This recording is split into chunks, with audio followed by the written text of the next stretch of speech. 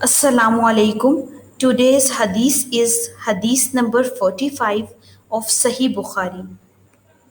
حضرت عمر بن خطاب رضی اللہ تعالیٰ عنہ سے روایت ہے، ایک یہودی نے ان سے کہا، اے امیر المومنین، تمہاری کتاب قرآن میں ایک ایسی آیت ہے جس سے تم پڑھتے رہتے ہو، اگر وہ آیت ہم یہودیوں پر نازل ہوتی تو ہم اس دن کو عید کا دن ٹھہرا لیتے۔ حضرت عمر رضی اللہ تعالیٰ عنہ نے کہا، وہ کون سی آیت ہے؟